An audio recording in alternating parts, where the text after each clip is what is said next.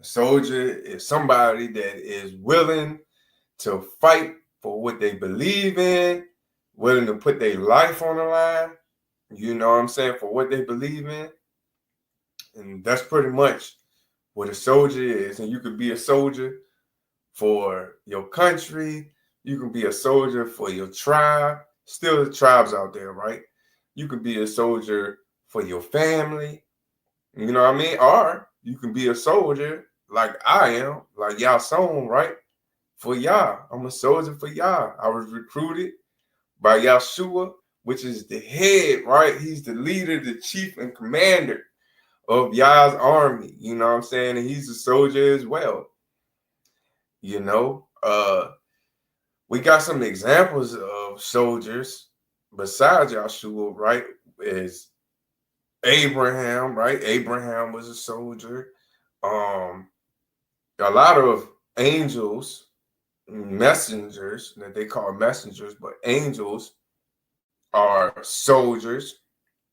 You got um David, right? David was a warrior. He was a true soldier. You know what I'm saying? One of my favorite soldiers in the word. And you know, like the David and Goliath, the story. We're gonna be looking into a whole lot of examples and scriptures. But first, what is the first thing that you need to know as a soldier? Your enemy. You got to know your enemy first, you know? And what do we know about our enemy as soldiers for Yah, right? And soldiers for the Most High, what do we know about our enemy? First thing that we know. Well, okay, we know that the head chief commander of the enemy is Satan and the devil, right? And they don't do nothing but what? They come to steal, kill, and destroy. That's what they come to do. So if you see somebody that is stealing or killing or trying to destroy people's lives, destroy people's families, then we know that more likely that is the enemy, right? And we know that, you know, y'all's people, right, ain't trying to do nothing but give freely, don't want nothing, you know what I'm saying? They ain't trying to kill, trying to put the pieces back together, you know, ain't trying to destroy, putting pieces back together, being loving and caring, you know what I mean? Now, it is some examples. I'm gonna start there. It is some examples where Yah has his chosen ones to go in and kill and destroy and stuff. But that was when the people was doing wrong. They was doing wrong. They was sinning bad. So Yah sent his soldiers in to kill and destroy everybody and everything. But let's go ahead and jump into some scripture. And we're going to go to 1 Samuel. That's where we'll start at. 1 Samuel.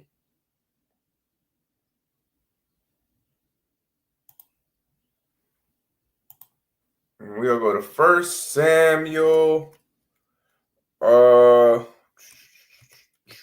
Oops. 1 Samuel 17. 1 Samuel 17. We'll start there. And this is the story of David, Sodom and Gomorrah. But let's go ahead and read 1 Samuel 17. Let's go. And the Philistines had gathered their armies for battle and came together at that word, in which belongs to Yehuda, and encamped between that word and that word in Ephes Damining. Okay, let's keep going. And Saul and the men of Israel were gathered and encamped in the valley of Elah and drew up in battle array to meet the Philistines. And the Philistines stood on a mountain on one side, and Israel stood on a mountain on the other side, with the valley between them, right? So that's how they used to prepare for battle, right? We all watched battle movies that took place back in the day, right? Let's keep going. Then a champion came out from the camp of the Philistines, named Goliath from Gath, whose height was 6 cubits and a span. So he was a giant. And a bronze helmet was on his head, and he was armed with scale armor, and the weight of a coat was 5,000 shekels of bronze. Right? So he was geared up. He was geared up with some good gear. I'm just gonna scroll down so we'll have plenty of time to get to the rest of what I want to show y'all. Let's go. And where we at? We in 1 Samuel 17, verse 8. Let's go. And he stood and shouted to the armies of Israel and said to them, why have you come out to line up for battle? Am I not a Philistine? You, the servants of Saul, choose a man for yourselves and let him come down to me. Right? So he's saying, come down, send one person to come fight instead of the whole army just fight him. So let's keep going. All right, now we in 1 Samuel 17, and we'll go to verse 12. Now David was the son of that Ephraite at Bethlehem in Yehudah. His name was Yashari, and he had 8 sons. And in the days of Saul, the man was old among men. And the 3 oldest sons of Yashari went, and they had gone to follow Saul to battle. And the names of his 3 sons who went to the battle was Eliab, the firstborn, and the second, Abadab, and the third, Shema. Sometimes these Hebrew words be hard to pronounce, for sure, especially when you ain't got somebody teaching you and helping you, right? Let's keep going. And David was the youngest, right? And the 3 oldest followed Saul. But David went and returned from Saul to feed his father's sheep at Bethlehem. Okay? So, let's keep going. For 40 days, the Philistine drew near morning and evening and took his stand. 40 days they was taunting Israel. All right, I ain't even fight yet. Then Yahshua said to his son David, please take to your brothers and of this dry grain and these 10 loaves and run to your brothers at camp. Right? So he just told them basically, go feed your brothers, this food when they was camping, because they was camped up, ready to fight the war. We're going to scroll down to verse 20. And David rose up early in the morning and left the sheep with a herdsman and took and went as Joshua had commanded him. And he came to the camp as the army was going out to fight, and they shouted for battle, right? So now they fighting, they shouting for battle. And Israel and the Philistines drew up in battle array, army against army. Okay? And David left his supplies in the hand of the keeper of the suppliers and ran to the army and came and greeted his brothers. Right? So he left the food and everything with the people that supplying the army to go up and meet his brothers, right? Let's keep going. And he was speaking with them and saw the champion, the Philistine of God, and Goliath by name, coming up from the armies of the Philistines. And he spoke according to the same words, and David heard, right? So David heard him taunting them and saying, hey, Give me somebody to fight. Give me somebody to fight. Okay, let's go. And all the men of Israel, when they saw the man, ran from him and were in great fear. Okay, so these soldiers, right? They was in great fear, y'all.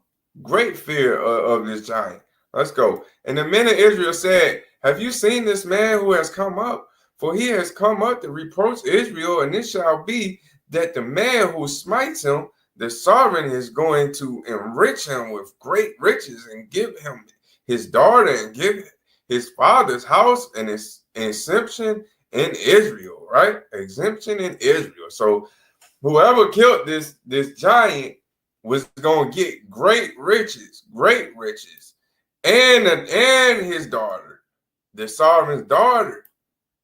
Yeah. So let's go. Let's keep going. And David spoke to the men who stood by him, saying, what shall be done for the man who smites this Philistine and shall take away reproach from Israel? For who is this uncircumcised Philistine that he should reproach the armies of the living Elohim, right? Let's keep going. And the people answered him according to his word, saying, this is what is done for the man who smites him. Okay? Keep going. And Eliab, his older brother, heard when he had spoke to the men. And Eliab's displeasure burned against David. And he said, why did you come down here? And with whom have you left those few sheep in the wilderness? I know your pride and the evil of your heart, for you have come down to see the battle. They just automatically, because David was like, why y'all scared? Go down and fight this man. Who is he? You know what I'm saying? He ain't nobody. They automatically, his older brothers, right? Automatically, like, what you doing here, bro? Go back to the wilderness. Then go back to the sheep and stuff. And they're gonna say, I know your pride. I know your pride. I know the evil of your heart, right? Just think he just come down and just see the fight, right? Let's go. And David said, now what have I done? Was it not but a word? And he turned around from him towards another and said the same word. And these people answered him a word like the first word. And when the words of David spoke were heard, they reported them to Saul, and he sent for him. So now Saul, is the leader, right, of his army. He's like, hold on. David he talking smack, huh? Nah, bring David. Let me see what David talking about. And David said to Saul, let no man's heart fail because of him. Your servant is going and shall fight with this Philistine. So David took on this Philistine, right? As we all should know. And Saul said to David, you are not able to go against this Philistine to fight with them, for you are but a youth, and he is a man of battle from his youth. So he was a man of battle from his youth, right? Yeah. But David was young. He was young at this time. And he saw this, shot him down immediately. Because they thinking a man that's been a soldier, right, since he was young, that David couldn't do nothing with him. Let's keep going. Then David said to Saul, your servant has been tending sheep for his father, and when a lion or bear come and took a lamb out of his flock, what did he do? I went after it and smoked it, right, and killed it. Okay? So that's what a true soldier is doing, right?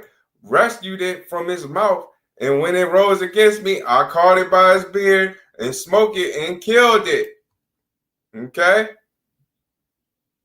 Your servant has smitten both lion and bear, and this uncircumcised Philistine shall be like one of them, seeing he has reproached the armies of the living Yahuwah. You know what I mean? So, I wanted to go there first thing, right off jump, I wanted to go there. And we all know that David ended up taking out that Philistine, right? But I wanted to go there first because as soldiers of Yah, then we need to be the same way. You know what I'm saying? We're going to take on this fight and we're going to go out and go get that lost sheep. From there, we got to fight for them. This their one, right? Leave the 99 and go get the one. So that's why I wanted to start there. You know what I mean? And to see that, we could see somebody that's been fighting longer than us, and we might be young, don't mean nothing. It's all about your faith. Your faith.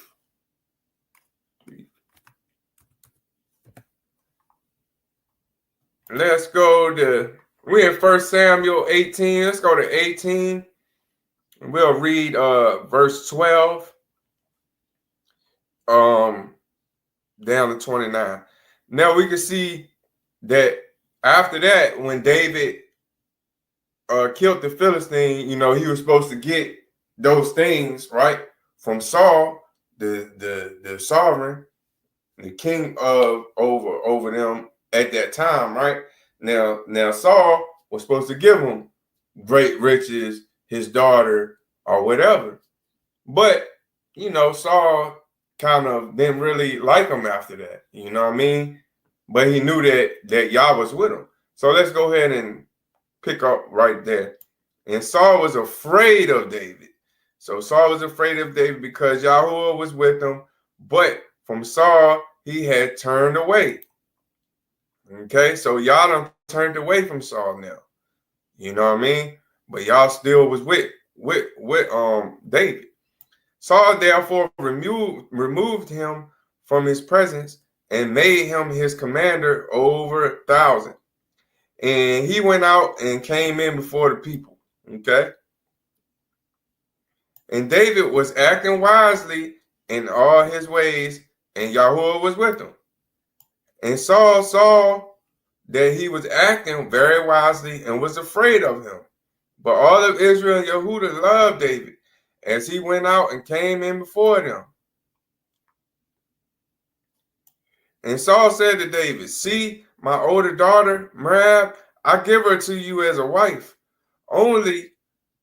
But you only be brave for me and fight the battles of Yahuwah." For Saul thought, let not my hand be against him, but let my hand be against the Philistines, right?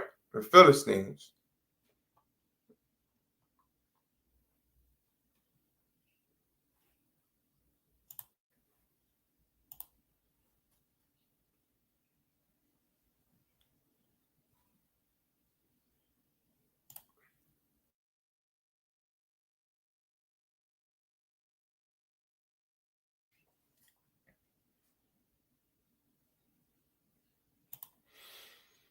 And David said to Saul, "Who am I, and that what is my life or my father's clan in Israel, that the son-in-law be the sovereign?"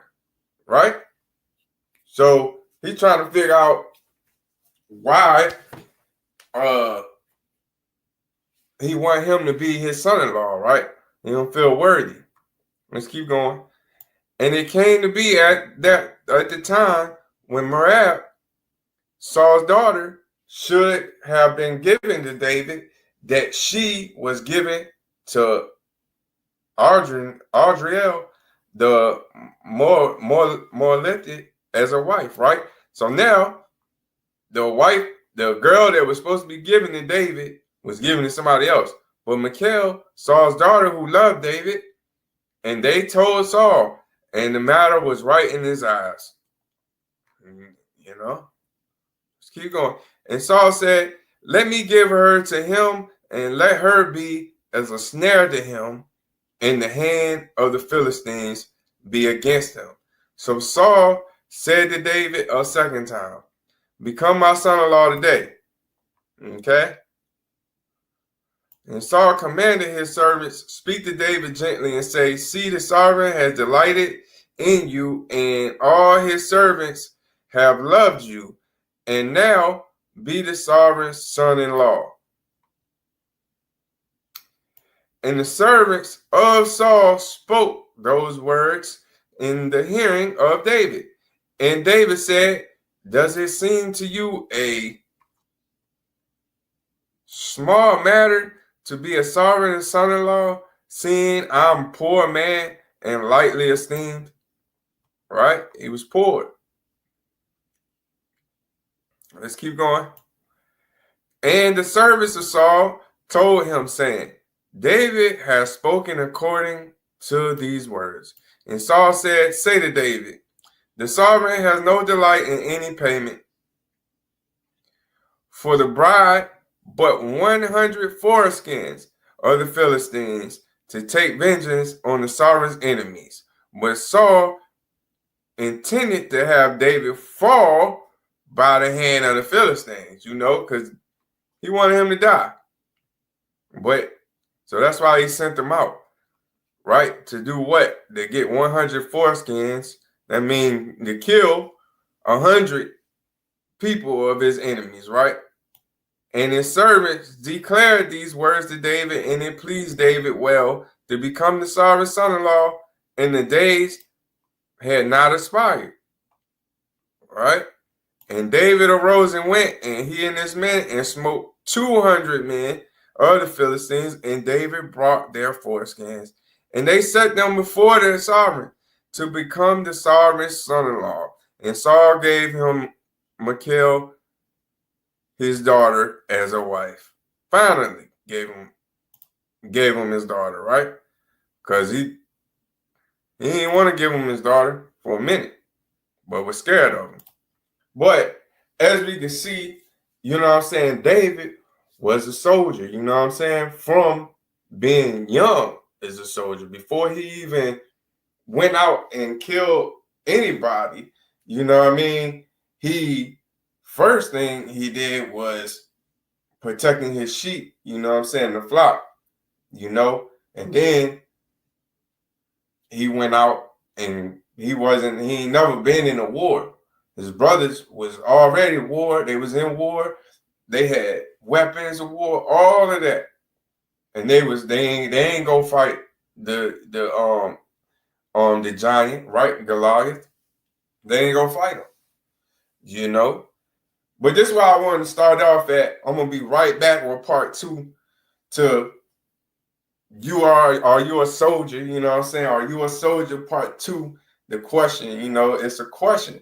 Because if you are, then this is the examples of what soldiers do. Soldiers, y'all might be like, hey, I need you to go get me 100 people of my people that's surrounded by their enemies, right? But you mean bring back 200. Like David did. He said kill 100. That man brought back 200.